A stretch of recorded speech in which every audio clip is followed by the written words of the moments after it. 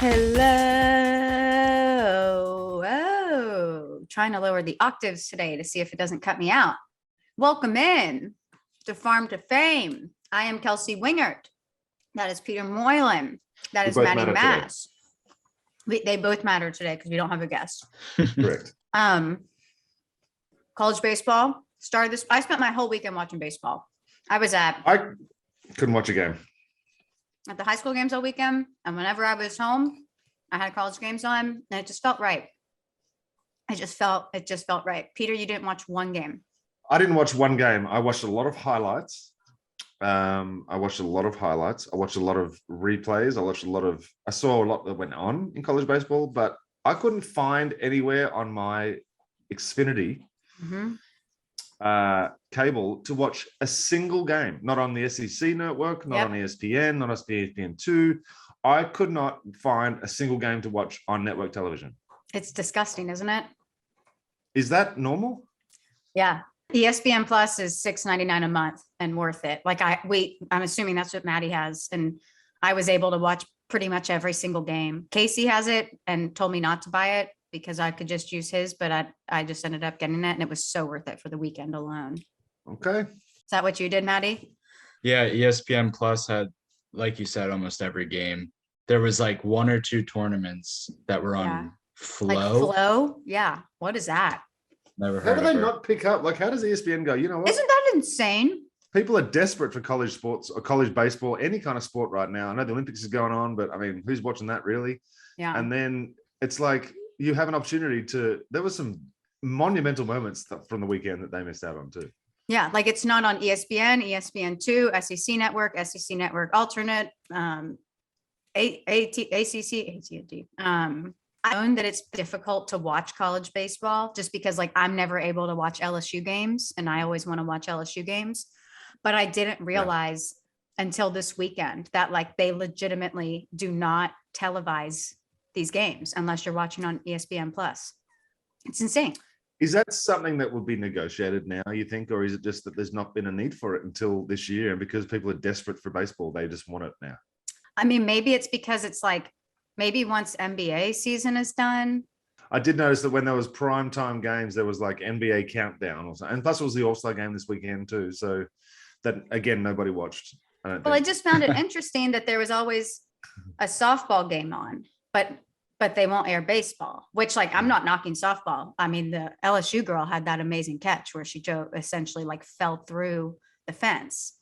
But I was just surprised to see that they were airing college sports, and there were some big, we'll get into some of the series, but Long Beach State, Mississippi State, that was a really big, there were big games that could have been televised that I was just very surprised that you couldn't watch. Me too. But I've learned now, and I've been taught from a couple of colleagues of mine that I should get ESPN Plus. So is that strictly just an app for phones and iPads, or can I have it on my TV too? Do you have an Apple TV or a smart TV or something? I have everything, I think. Yeah. So I watch it off my Apple TV, just on the ESPN app.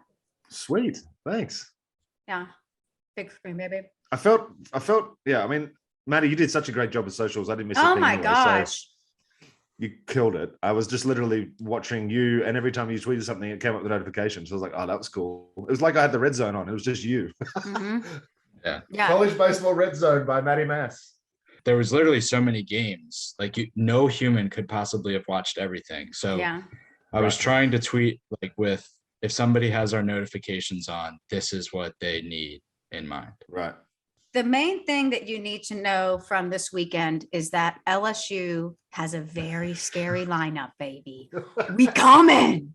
I think they put over runs in 3 games. Granted, it was versus Maine, but that's okay. They took care of business. Business. That's the main thing you need to know. Our opener today, though, guys, is the story that probably went the most viral over the weekend. And I'm sure you saw the video of Vanderbilt. Vanderbilt was wearing wristbands that were delivering the pitch, the call, and all 9 players wear it on the field. You can check out the video on our Twitter. It's everywhere. And when Maddie tweeted this out, there were like 3 different categories of responses that we saw the most from people.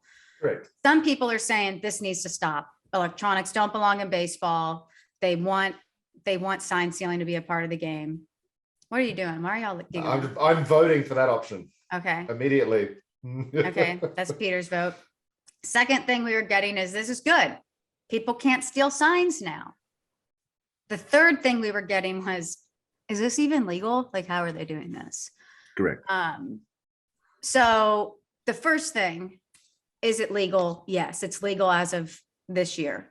It said, what, on Thursday, they just approved the use of one-way electronic communication devices for the purpose of calling pitches and plays. This rule goes into effect for the 2021-2022 academic year.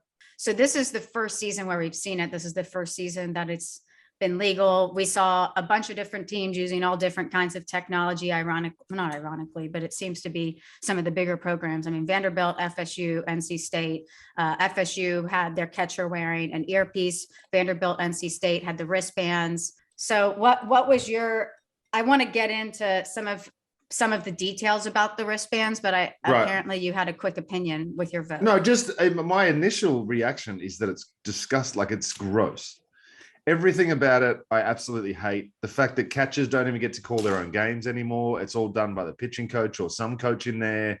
Like, it's fantasy baseball. And there's no emotion. There's nothing better than the feeling of you and your catcher being on the same page and not even knowing, like, you're literally the same person. You're like, yeah, you know exactly where I'm going with this. Like, me and BMAC had moments where I could have got through an inning without even putting down a sign. I feel like we were that in tune sometimes. Plus, I only had 2 pitches, so it wasn't that hard. But that legitimately is like when the energy you feel when there's like, maybe it's a big situation, first and second, 2 outs. You've come in, you've gotten 2 outs with those runners on base. You need 1 more strike to get this guy out, and you are both on the same page. You know, you're both sitting there, you're looking for the sign, and he gives it to you, and you're like, whoop, yep, let's fucking go, and you go. That's gone. Like, you just, oh, yep, okay. Yeah, okay. Do you think you would have, if you were presented this as a player, to know that the other team would not be able to steal signs on you, to know that it would probably give your defense a little bit of an advantage, knowing exactly what pitch is coming, where they want the pitch. It gives them kind of one step ahead. No. Can I stop you just real quick? Yes. Because that is all under the proviso that the pitcher doesn't miss his spot ever. Proviso? That's assuming assumption. That, okay. That's assuming that the pitcher is never ever going to miss his spot. Yeah, that's true. Where the catcher decides that he's going to put his little fingers down, you can set up there all you want, but that doesn't mean he's going to hit the spot. That doesn't happen 90% of the time. Like, some guys are really good at it. Most guys miss a lot. So if you were given this option as a player, they said, we want to start using this wristband. You're going to have the option. You wouldn't have done it. I would say I would like to politely decline. Thank you very much. I don't care if people had my signs. I pitched in the big leagues for how many years?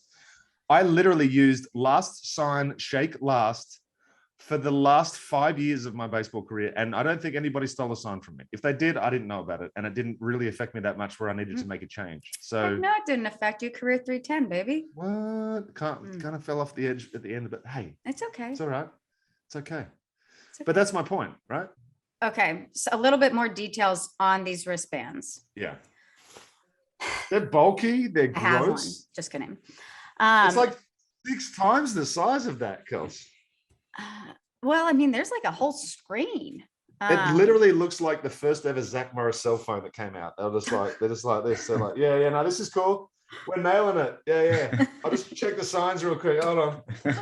That's what it looks like.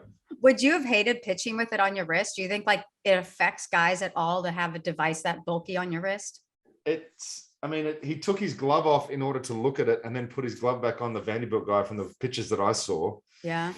It's just, I feel like it's going to be another one of these like intentional walk things, or the 3-batter minimum that they're saying is to speed up the game. But in actual fact, they're not doing anything to speed up the game. Like, I don't feel like this is going to speed up the game at all. And you don't get a say in what you're going to throw as a pitcher. Do you get to shake, or is that it? They did say that the Vanderbilt pitchers like have a sign that they give the dugout if they want like another. I think they're waving their hand if they're saying, no, I'd like another option. Yeah, because that looks like it's not theatrical at all. Like, but that's the claim, Pete, that they think these wristbands are going to speed up the game dramatically. So the wristbands we saw this weekend came from a company called Game Day Signals, but there's, I guess, another company, JOMBOY Media, tweeted it on our main account, that there's something called the K-band that's still in development. And that's looking to become like the first main wristband for baseball teams to use. But some of the details that came out after that first game on that broadcast, there's a 10-digit keypad that sends signals to small receivers that are worn by the players, the wristbands, and they call the pitches. I mean, you saw video, I think it wasn't of Tim Corbin, I guess it was whoever their pitching coach was in the dugout. And it looks like they joked about it on the broadcast. They said, no, he's not texting, he's calling a pitch, but he's looking down and typing in 2 numbers. This was from a tweet from Game Day Sarah. But it's like, if he types in 15, 1 might communicate fastball, 5 might mean down the middle, which is what this tweet says. And then the batting and base running signs are as easy as 1 equals bunt, 2 equals steal, 3 equals hit and run. And then yep.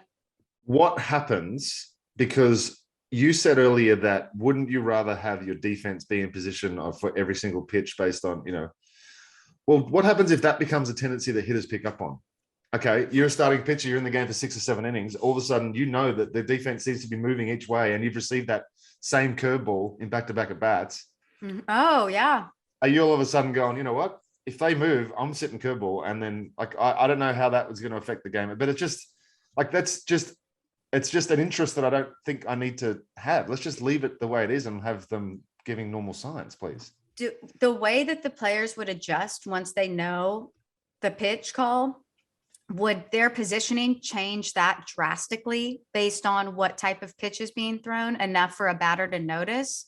Yeah, there is some, like, shortstops will creep. If you're throwing a fastball away, shortstops might creep up the middle a little bit. Or if you're throwing a breaking ball, or if you're throwing a sinker in, they'll creep toward the line because they know that you can't really get your hands in and keep it up the middle. So infielders, outfielders, like outfielders are normally given instructions from the bench anyway, so that won't be as much. But infielders definitely. Okay. And then Max Hers tweeted out, he said, here's some explanation on Vanderbilt's new electronic pitching calling bands from today's SEC Network Plus, not on television, broadcast. All 9 players wear one. Pitchers weren't allowed to wear them before the season. Vandy's catchers do not give the pitchers any signs. In fact, what they said on the broadcast, Pete, which I'm sure you heard, was if these function as they should, the catcher won't call a single pitch all season if they decide to stick with this for the rest of the season. What about the catcher's development? Yeah. Then the goal is to enhance pace of play. That is a very interesting point that you just made. These catchers become reliant, like they don't have the skill of being able to call a game. These aren't in the big leagues right now. We're turning the catching position into just a mattress. There. The electronic strike zone, you don't need to frame anymore. You don't even need to call pitches anymore. You just sit there and catch the ball. Like, just put a mattress there and have someone come up to bat. I didn't even think about that, how that could impede. I mean, how to call a game, like how to read how to look at what the hitter's doing in the box, if they're moving up, if they're moving back, if they're moving around, if they take a pitch, a certain, like, these are things that everybody has to read and learn as they develop into a Major League Baseball player. And right now we're just ripping it from, especially catchers. Like, legitimately, what is the catching position going to look like in 5 years? You're going to have guys that are just literally just rake and just like are able to squat down for 9 innings. It doesn't matter if you just wear it off yourself, just as long as you can just catch it, because it's all electronic strike zone. Just catch the 3rd one and you're fine. Like, Pudge Rodriguez would be just absolutely. I'd love to get a catcher's opinion on this. Actually, you know what? Give me 1 second. Could you ever see MLB implementing anything like this? Because I kind of can. If we have the current commissioner, wouldn't be surprised if he implements everything that you can ever think of. Oh, wait, stuff just came out about the meeting today. At least they were in there for more than 15 minutes. But from what I understand, 5 hours. The reason why the meetings went 15 minutes before is because, they were walking in, dropping a proposal off, saying a couple of words and getting out. It wasn't like there was going to be any negotiations last week. This is when the negotiations kick in. So from now until Friday, It's go time. And then look, they're miles apart, but I honestly feel like as this week goes on, I feel like they're going to make inroads and we're going to see something by Friday. They cannot afford. You think there's going to be an agreement, a verbal agreement by Friday? I think so. Wow. I do. I'm trying to read into all the signs, and I'm trying to, examine the language that people are coming around with. And it just feels like there's been an easing of the tensions slightly today. That could just me be on high hopes too. Like, it could be the NyQuil kicking in already. Who knows? Yeah. I mean, somebody tweeted today, John Heyman tweeted, best things that happened today are MLB and Players Union convened twice today, broke up 5 hours after they started and agreed to meet again tomorrow. Not a ton of movement today, but still one of the better days. So I agree. Thanks, John. Thank you for confirming my thoughts. Did you text a catcher? Because I texted my friend who is a college baseball coach in the SEC and got his take on it. Okay, what did he say? Well, he said a lot, but the main thing that stuck out to me, he said, no one likes it, but it's what you have to do or you get beat. But he said he could see, I'm looking at the text right now. He said, I get both sides for sure, but once you're in it, you know how much everything is on video. And if you overcomplicate the signs nonstop, it'll take even longer. And he said, and people studying the game films know every sequence possible that you might throw down, even if you're giving signs from previous games. And same with catchers calling signs. Obviously, he obviously understands people wanting the catcher to call the game, but he said, but the coaches get paid a lot of money to do the film and know the ins and outs like a big league catcher would. Okay, so give that knowledge onto the guy that's actually receiving the baseball from the pitcher, rather than just, it's not your intellectual property. Pass the information on. That's what meetings are for. So his main point was no one likes it, but if you don't do it, you're probably going to get beat because this is where the game's at now. I think everybody is just like kind of against the game changing as much as it is, but everybody is also kind of like, but we got to do it.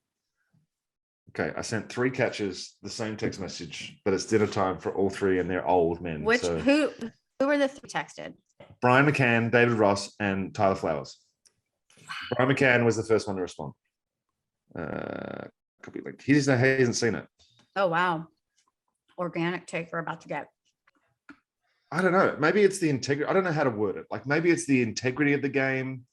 Maybe it's and I'm not talking about like jumping on the whole bandwagon. I'm an old man. This is the way we've always done it. Because I hate that. That's the worst saying in baseball.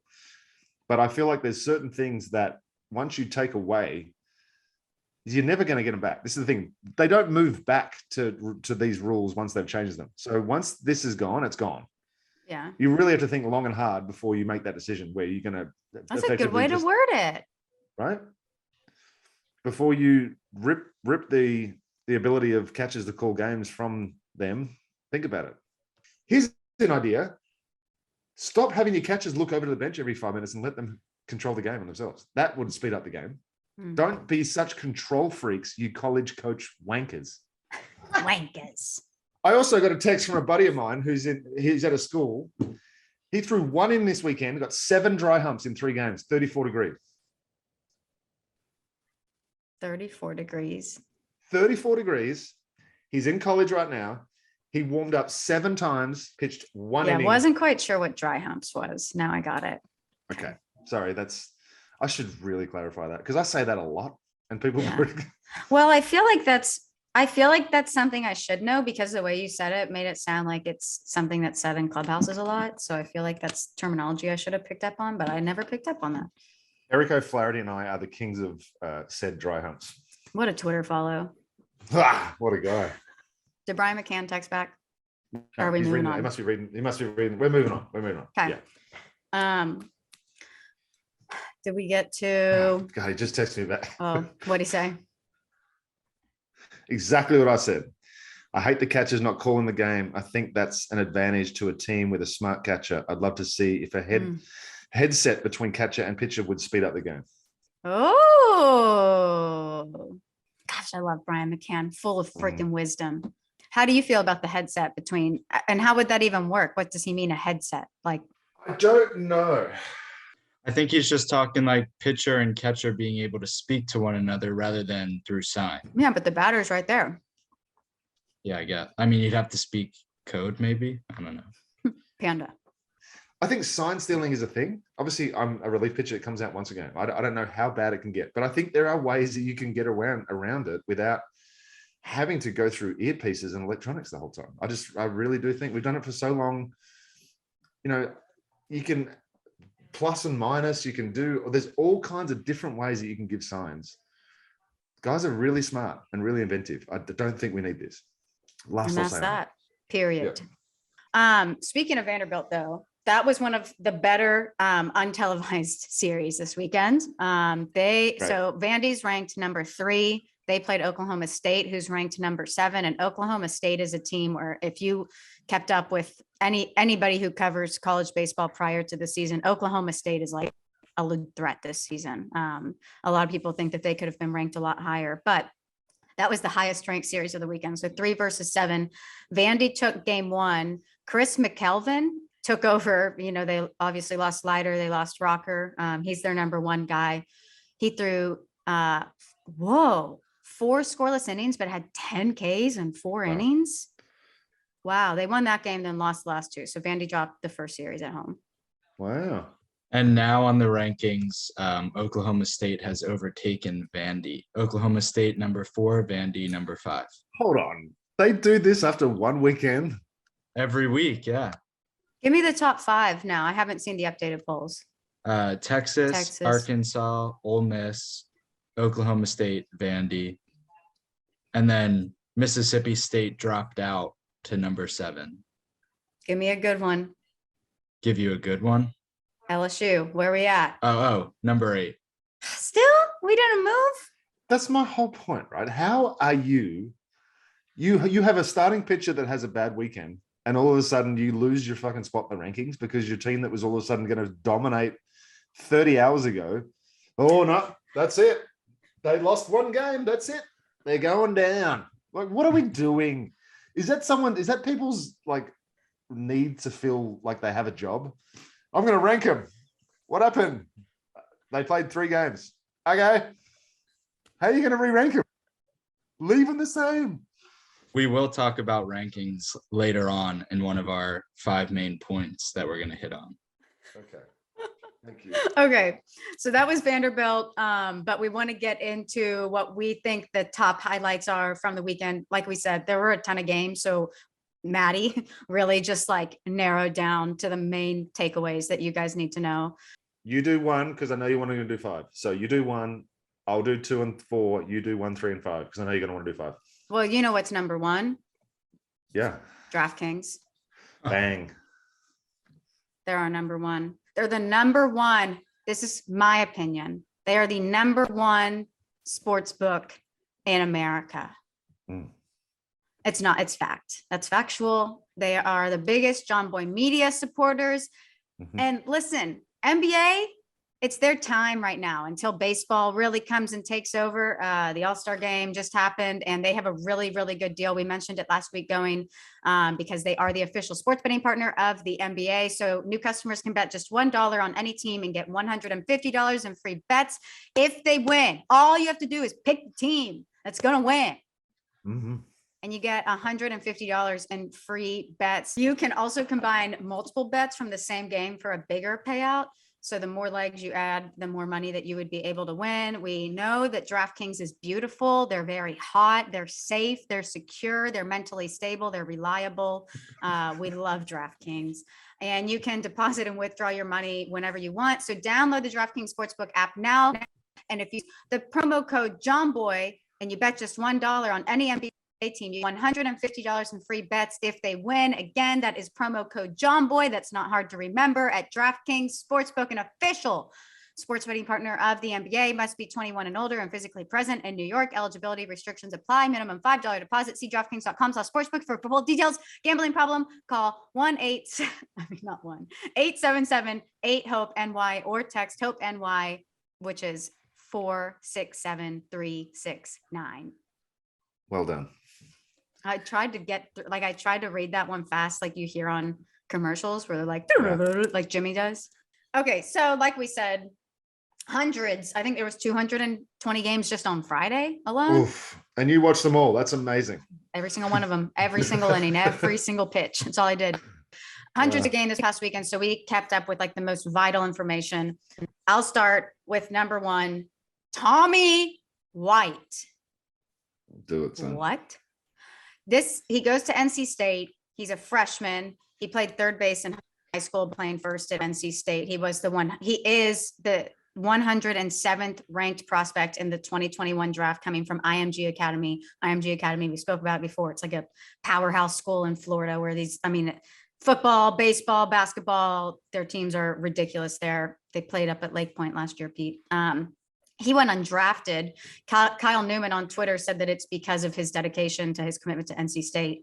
But he won the Under Armour Home Run Derby in high school. So he has some pop, and he showed that in this first game. He had 3 home runs in his first college game. And his first college game, Tommy White, 3 home runs for NC State. He hit a grand slam in the second game, a 5th home run in the third game. So the first 3 games of the season for Tommy White, 3 games, 5 home runs, 12 RBI, homie's hitting 643 and was intentionally walked twice.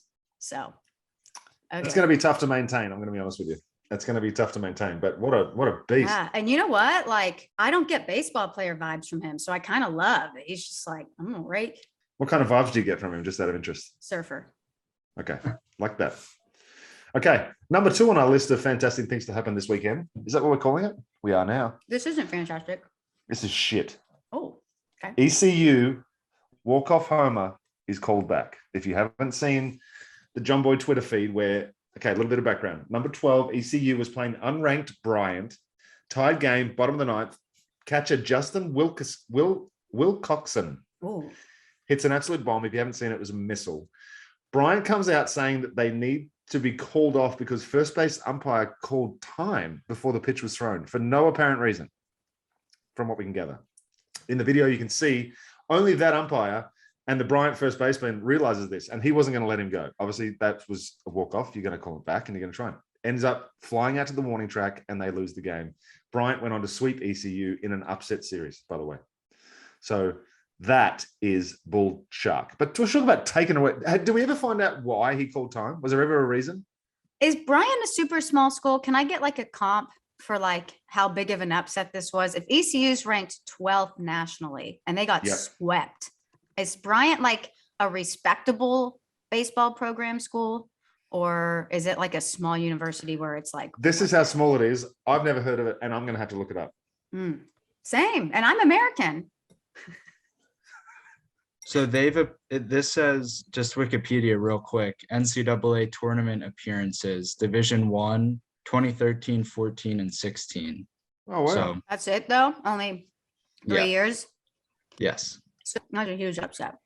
They're in Division I though, right? Obviously. Well, yeah, but how many teams are in Division I? 162. So there's teams in Division Totally I. made that up. Totally made that up. Are there teams that are in Division I that shouldn't be in Division I? I'm sure. Yeah. And there are schools that are Division II that probably should be Division I. Yeah. Anyway, you're talking about things we don't know. JOMBOY did a good breakdown on it though. Yeah, and in his breakdown, the ump literally just goes like, yeah, I called time. And then the home plate ump's like, all right, if you called time, like, we got to do it again. So, but they were mobbing him at home plate. You know, like this was like a true like walk-off scenario. Right. They went through all the emotions of the walk-off without actually getting the result of the walk-off. All right, number 3. First no-hitter of the NCAA season on Saturday goes to Sac State freshman Colin Hunter. It was the first game of a doubleheader, so it was 7 innings, 9 Ks. He faced 23 batters, no walks. Well done. So congratulations to Colin Hunter, Sac State freshman. It was against Northern Illinois University. First no-no of the season. Well, the freshmen are coming to play. Number 4, Mississippi State versus Long Beach State. Now, I actually saw a lot of highlights of this one, and this was a pitching duel for the ages. Okay, you got the best pitcher in the world, biggest psychopath Sims, versus Luis Rodriguez, who, by the way, is nasty. He's effectively Logan Webb from San Francisco. He's got sinker cutter. What a comp! Listen to me. It's like zit, zit, and he's just dotting the bottom of the zone, can elevate when he needs to. He was really, really good. So just to go into a little bit, we had another ranked matchup. Excuse me. We had another ranked matchup. The reigning champs, Mississippi State, going against Long Beach State. Now, Long Beach State has got a history of having some good players, right? Who's from Long Beach State? Jason Giambi, I think. What about Tulowitzki? Isn't Tulowitzki from... Notable former players. Jason Giambi, Evan Longoria, Troy Tulowitzki, Jared Weaver, Jeff McNeil, Matt Duffy. That's just some of them. Good team. So, yeah, good history there. Their nickname, for those that don't know, are the Dirtbags. So I'm already in. I am already in. But yeah, Mississippi State had number one pitcher in the country, Landon Sims, who was locked in, gave up 1 run, ended with 7 innings, 5 hits, 1 run, 13 punch outs, and 81 pitches. Longest outing and Ks for him since he was a reliever for 2 seasons, obviously. So he's now the number 1 starting pitcher. First start ever, right? Yes, first start. And that 1 run was a home run in the 7th inning. His last inning, He gave up a homer. Long Beach State, Luis Rodriguez, then outdueled him with a 6 no-hit inning performance. 6 innings, no hits, no runs, 2 walks, 5 Ks, 78 pitches. As I said, not the dominant performance that we saw from Sims with his obviously strikeout numbers, but he kept the ball weak contact all day long, which obviously I love. And in the same game, if you haven't checked this out, go look at our Farm to Fame Twitter and go look at the first baseman. The first base trying to make a catch, runner trying to run into, like, just douchebaggery is all that is. Absolute douchebaggery. Not necessary, and he was called out, so it didn't really matter anyway. So yeah, that's just things you don't need to do on a baseball field. Thank you very much. Long Beach State ends up taking the first 2 games to upset Mississippi State. So now they went from 24th to 12th, and the reigning champs went from 4th to 7th. Peter hates it. He hates it. Are you going to tell me that they've moved up 12 spots after? I mean, I get it. They beat the number 1 team in the country. Sure. But how do you know that that's 12? Why isn't it 23? They weren't. They were number 4 in the country. So they didn't even beat the top team, and they moved up 12 spots. They did. How's Mississippi State not the best team in the country? Who's best team in the country again? Texas, they lost some people. But this is the thing too, like the Vandy, Oklahoma State kind of makes sense. Oklahoma State won the series. They passed Vandy. So kind of makes sense. Sure. They have to go in front. They just moved up, and they didn't pass Mississippi State. They just, kind of stayed the same. So, yeah. Did you note the pitch count on the 2 pitchers? Because I just saw that. But yes. Both super efficient. In Sims. Go look at the highlights. You can see some highlights on there. That's pretty impressive. Like, obviously Sims, big slider, big high velo, but I was really impressed with Rodriguez. I love that he is going to get that notoriety from that game. Yeah. So that was a big series that wasn't televised. Another great series that wasn't televised was LSU hosting Maine. Big takeaways: Jacob Berry, one of the best players on the planet, also great with the media. Loved watching his interviews after the game. Blake Money, pitcher, looked really, really good for LSU. I literally think, LSU gave up some runs and garbage innings, when they were up 15-1 or something, the game would end 15-6. But I had calculated it in the 5th inning of game 3, and they had scored 49 runs in the 3 games. Their offense is so stacked. They have Trey Morgan at first. You have Jacob Berry, who's the incredible transfer that came from Arizona. So first of all, LSU swept Maine. Like I said, offense went nuts. The game scores were 13-1, 17-8, 21-6. Oh, Maddie literally had the math done here. And this whole time I've been doing my personal math. They scored 51 total runs in the 3 games this series. Jacob Berry, who's projected to go 4th overall in the draft, played exactly how LSU fans wanted to see him play, exactly how they hoped they would see him play. He hit 428 on the series, 5 RBI, 2 home runs. Those were in back-to-back ABs, which was really exciting to watch because I missed the first one. I was really upset that I missed the first. Turned the game on and he hit another. Felt great. Blake Money pitched in game 1, 7 innings, no runs, 1 walk, 10 Ks. Had a cowboy hat after, probably some crawfish, probably went to the bars after. Mike's, JL's, Reggie's, probably. Do they do that in college? Oh yeah. The baseball players run Tigerland, JL's specifically. Yeah. Yep. Great cowboy hat though. But I know this goes for a lot of SEC stadiums, but Alec Box Stadium, first of all, it's Alec. It's spelled Alex. I feel like I have to let people know this. It's spelled Alex Box. It's Alec Box. Anybody who pronounces it Alex is incorrect. Maybe they should spell it properly. Don't know. I know. Isn't that a little weird though? I mean, I'm sure there's an amazing person named Alec Box that I probably just disrespected. But yes, I hate when things are like Blake Money. I'm pretty sure he has 2 O's in his last name. I'm pretty sure it's Mooney. It's just like spell it how it should be. Did I make that up, Maddie? I'm looking now. I think because when I saw that on Twitter that people were saying Blake Money, I was like, oh, that's made up. But then I went on their website and yeah, it's Blake Money with just like money. Oh, you're right. I made up Mooney in my head. But still, it's so much cooler that he's named Money, by the way. If that was Mooney, he would go down probably 3 levels in the name department. But now that it's Money, upper room. The environment there, watching the games this weekend makes me wish that I could like go back in time and live through one more football game and one more baseball game as a student, because I so took it for granted when I was there. I went to like every single game, so at least I went, but like I did not appreciate what it was like to go to a school like LSU and pay $12 for a football ticket when other people are, man. I know what you're saying. Yeah. You know what? The only example I can give. Mm-hmm. So my first few years in the big leagues, I didn't take advantage of the cities I was in. I would just basically sit in my hotel room and just veg out and get ready to go to the game. And then towards the end of my career, I would venture out almost every day. What would you do on the road? Depending if it was an off day, I would get up as early as I possibly could, as early as I woke up, and just get out and walk and just not come back until wherever that took me most of the time. If I had family in town, it was different, obviously. But yeah. I might golf if I was there solo. There was just a whole bunch of things you could do. But I liked to venture out to nice breakfast places when I was on the road. Yeah, because one egg at a Ritz-Carlton costs you $20, and then there's a $15 delivery fee. Can I tell you about my first ever holy shit moment in the big leagues? Was when I checked into the Ritz-Carlton. It was my first, no, not the Ritz-Carlton. It was the Grand Hyatt in New York on 42nd Street. And it was the first ever big league hotel that I'd stayed in. And it was okay. I mean, it was massive lobby. It was all great. Rooms are tiny. It's New York. Yeah. I ordered a hamburger and a Coke. And by the time it was delivered to my room, it was $75. And I was like, oh my God. So I ate that $75 shitty hamburger. And then I ate at the hot dog stands for the rest of my baseball career. So that's what you got.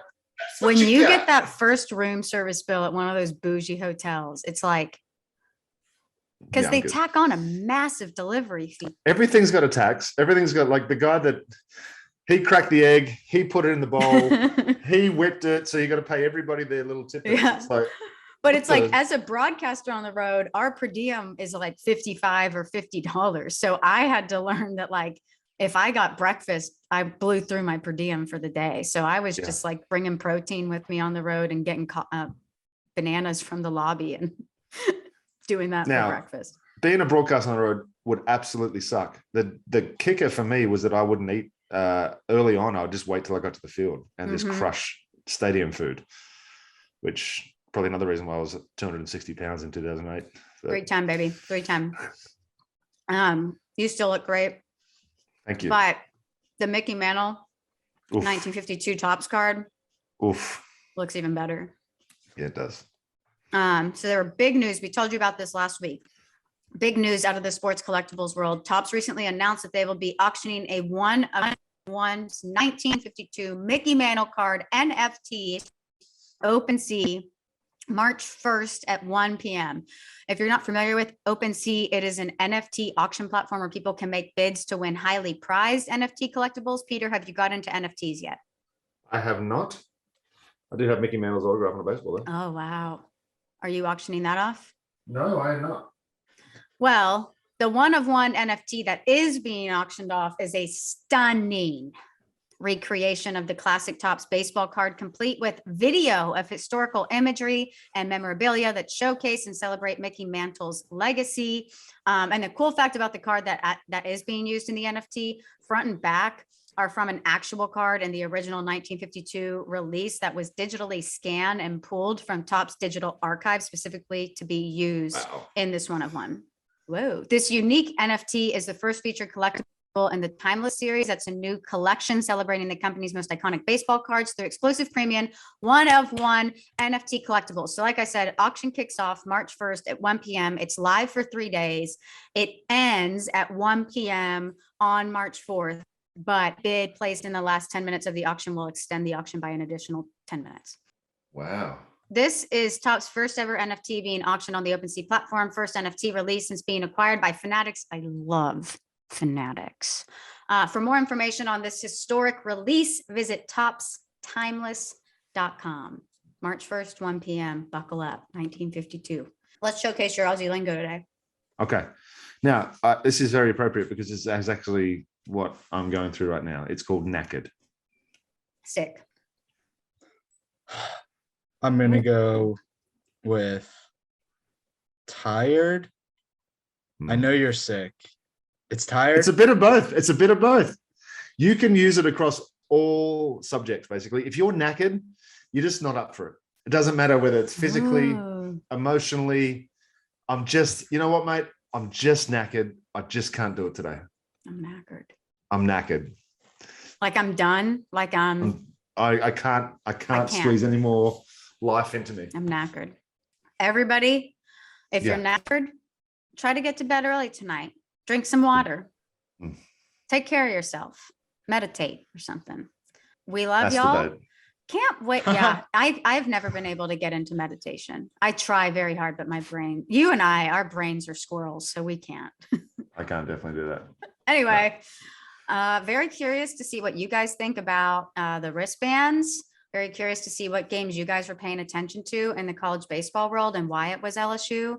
Thank you guys so much for watching and listening. We love y'all. We can't wait until baseball is back, but it's back for us because minor league season, spring training's about to start. We got college baseball. We're going. We love y'all. Farm on, farm often. We'll see you. Make eye contact, Pete. Next Wednesday.